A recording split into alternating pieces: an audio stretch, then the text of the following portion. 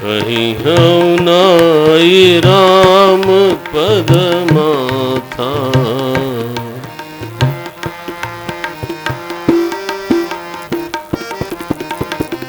मुनिन प्रथम हरि कीरति गाई।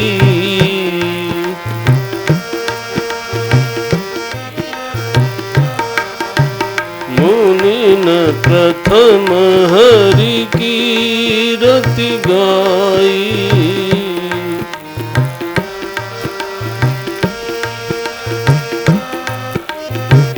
तेहि मग चलत सुगम मोहि भाई।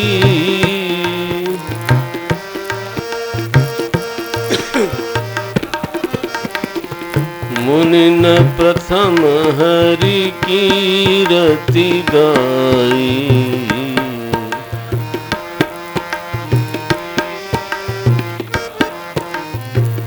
तेहि मग चलत सुगम मोहि भाई।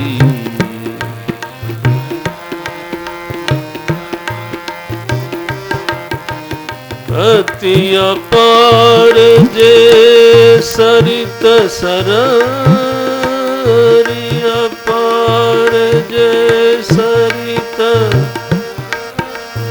अति अपार जे सरित बर।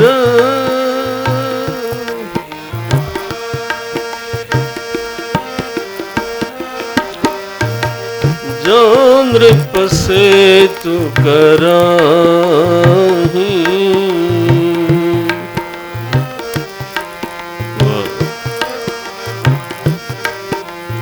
अति अपार जे सरित बर।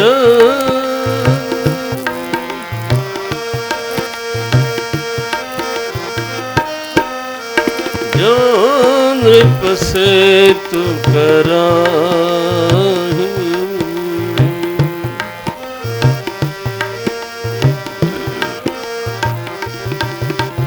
चढ़ी पिपीली कऊ परम लघु।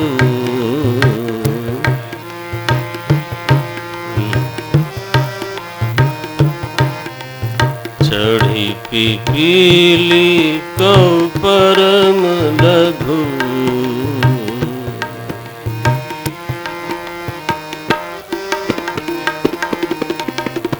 बिनु श्रम पारहि जाहि।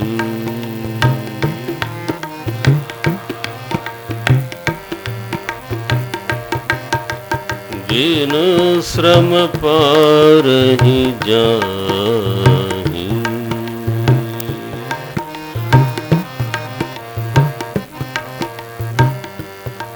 सियावर रामचंद्र की जय।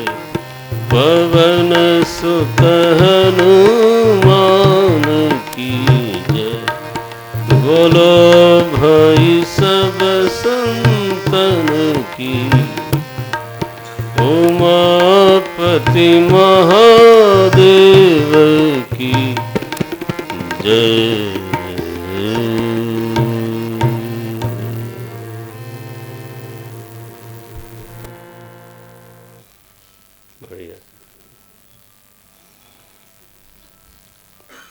समझत अमित राम प्रभुताई।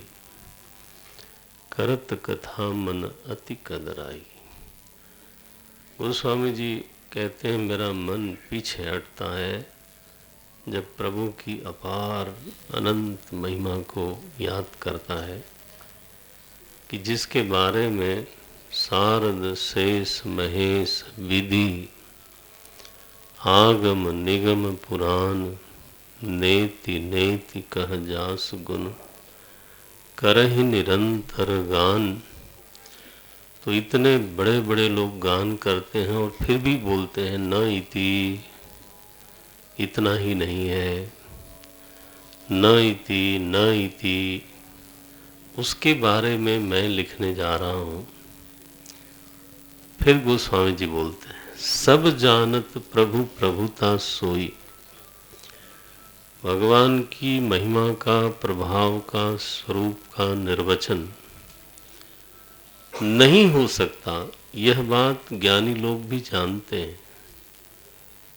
माने जो ज्ञानी हैं, जो सच में भीतर जानते हैं तत्व को, लेकिन बोलना संभव नहीं है, ऐसा उनको मालूम है। सब जानत प्रभु प्रभुता सोई, लेकिन तदपि कहे बिनु रहा न कोई। तो फिर भी कहे बिना कोई रहा नहीं। जिसने जाना उसने बोला जरूर। ये जानते हुए है कि पूरा बोला नहीं जा सकता, लेकिन बोला लोगों ने। माने रोज प्रवचन होता है, रोज बोलते हैं कि उसके बारे में पूरा नहीं बोल सकते, लेकिन फिर भी रोज क्लास करते हैं हमारे ब्रह्मचारी लोग। बताओ भला, रोज ही बात होती है, हम भी रोज बोलते हैं। तहां वेद अस कारण राखा। क्यों बोलते हैं?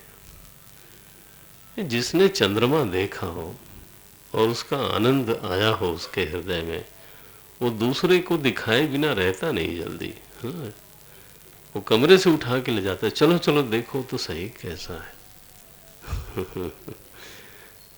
तो यहाँ पे कहते हैं कि भजन प्रभाव भांति, जब बोलता है ना प्रभु के बारे में कोई भी संत, तो ये उसका भजन है। ये प्रवचन क्या है? बोले उसका भजन है। याद रखना है इसको। ये वाणी से प्रभु की सेवा है। ये वाणी की पुष्पांजलि है। नहीं? भजन प्रभाव भांति बहु बाखा। क्या है? परमात्मा कैसा है? वेद में ईश्वर का स्वरूप क्या है? कैसा बात कही गई है?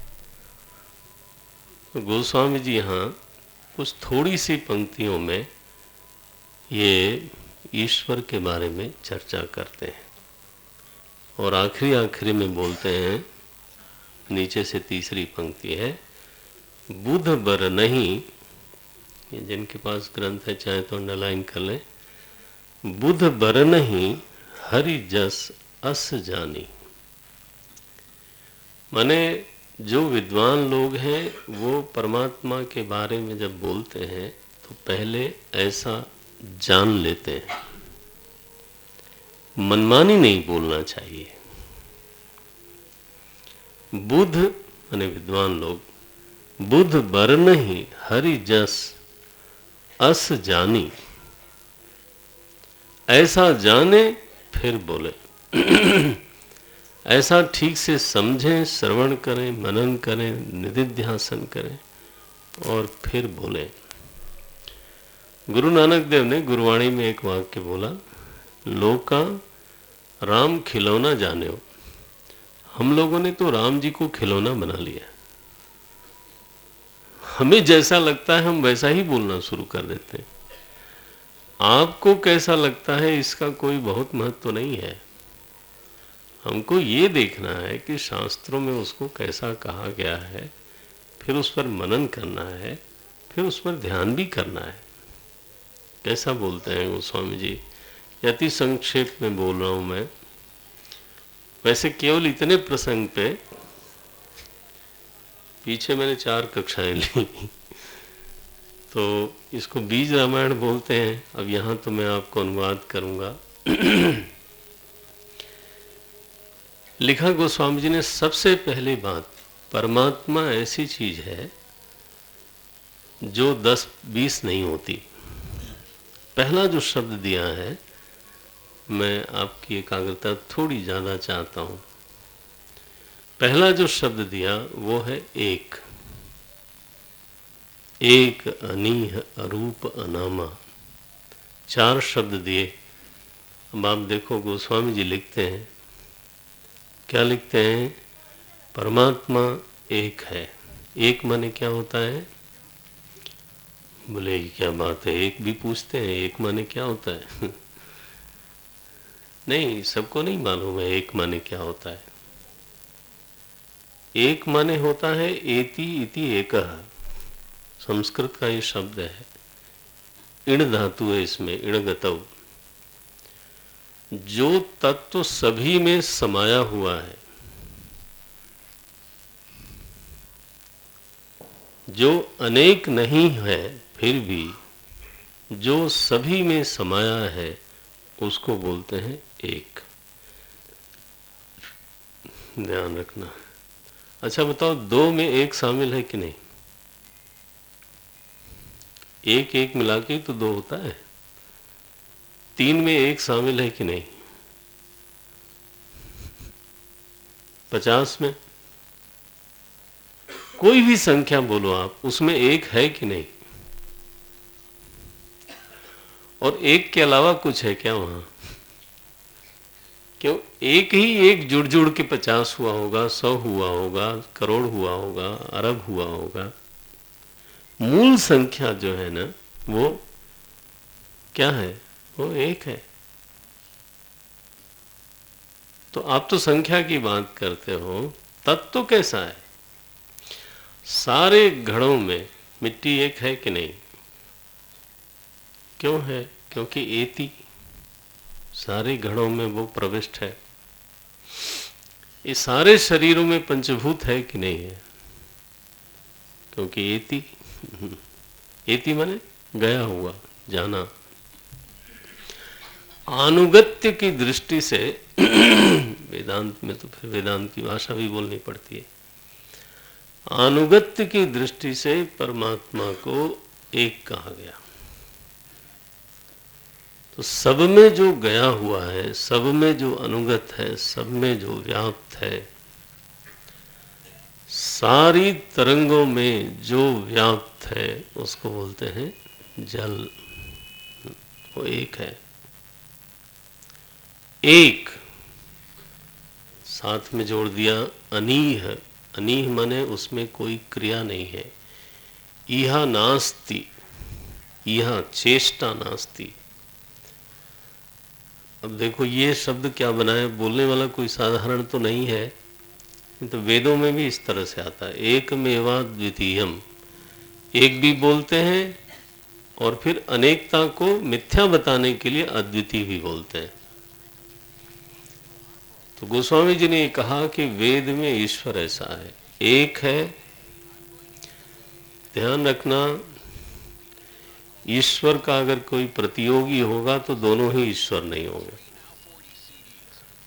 तरंग से तरंग का प्रतियोग हो सकता है, तरंग का जल से कोई प्रतियोग, प्रतिस्पर्धा नहीं हो सकती। तो जब हम ये कहते हैं ना कि शिव जी बड़े, कि विष्णु बड़े, कि ब्रह्मा बड़े, कि नारायण बड़े, कि कौन बड़े तो कौन बड़े, माने हम 5-6 लोगों में पहले कंपटीशन करवाएंगे। ये हिंदू धर्म का, वैदिक धर्म का, ईश्वर का ये रूप नहीं है। जो सर्व नहीं है वो वैदिक धर्म में ईश्वर नहीं है। इसीलिए उस एक के ज्ञान से सर्व का ज्ञान श्रुतियों में बताया गया, वेदों में बताया गया। और वो भी परिणामी नहीं है, विकारी नहीं है। बोलते हैं एक अनीह, निर्विकार चेतन है।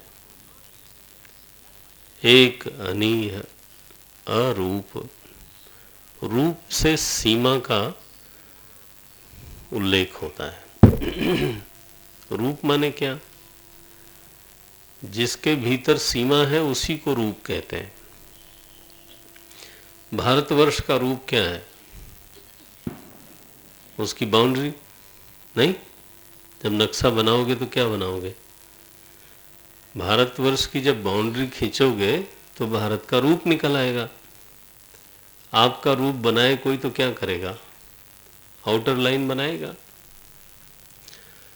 तो आप इस बात को तो समझ सकते हो आसानी से, साकार होना, ससीम होना दोनों एक बात है। रूप धारण करने का अभिप्राय है सीमा को स्वीकार करना। कोई भी रूपवान वस्तु, जिम्मेदारी से बोल रहा हूं, कोई भी रूपवान वस्तु अनंत नहीं हो सकती, संभव नहीं। तो मूल स्वरूप में जिसको राम कहा जाता है, एक है, निर्विकार है, अरूप है। रूप नहीं है इसलिए नाम नहीं चाहिए। अनामा नाम की जरूरत तब पड़ती है जब दो चीजें हों, दोनों को अलग करना हो। घर में दो बच्चे हों तो दोनों को अलग अलग पहचानने के लिए नाम रखना पड़ता है। ज्ञावर्तकत्वम नामत्वम। जब एक अद्वितीय तत्व होए और उसमें कोई रूप ना हो तो नाम की जरूरत नहीं। पीछे नाम की इतनी महिमा गाई है गोस्वामी जी ने। और यहाँ बोलते हैं अनामा, अरूप, अनीह। ये निर्गुण का निर्वचन हो रहा है।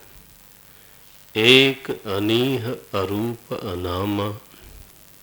अज, अज मने, अज मने, हाँ, अज मने जिसका कभी अभाव नहीं हुआ। थोड़ा उस तरह से भी सोच लें। यस्य प्रागभावः न विद्यते स अजः। अज किसको बोलते हैं भाई? जन्म उसका होगा जिसका पहले अभाव हो। जन्म लेने के लिए उस वस्तु का पहले अभाव होना जरूरी है। और ध्यान रखना, जिसका अभाव किसी भी समय था वो वस्तु सत नहीं कहलाती। गीता में आप पढ़ते हो, ना भावो विद्यते सतः, बोलते हो ना, ना सतो विद्यते भावः, ना भावो विद्यते सतः, सतः अभावः न। तो जब अज बोलते हैं ना परमात्मा को या आत्मा को, तो आप उसको ये मत बोलना कि उसका जन्म नहीं होता। ये तो साधारण अर्थ है। अज माने होता है जिसका कभी अभाव था नहीं, है नहीं, हो सकता नहीं। निरंतर जो विद्यमान सद है, वह चेतन जो निरंतर सदरूप है, जिसका कभी किंचित अभाव नहीं हो सकता, किसी तरीके से नहीं हो सकता। नारायण। तब भी नहीं हो सकता जब आप उसका अनुभव नहीं करते हो। होना न होना हमेशा अनुभव पर निर्भर नहीं करता। नहीं, इस समय हम सूर्य का अनुभव नहीं कर रहे तो अच्छा, आप गहरी सुषुप्ति में जाते हो, लाओ आपका अनुभव बताऊं। जब आप गहरी सुषुप्ति में जाते हो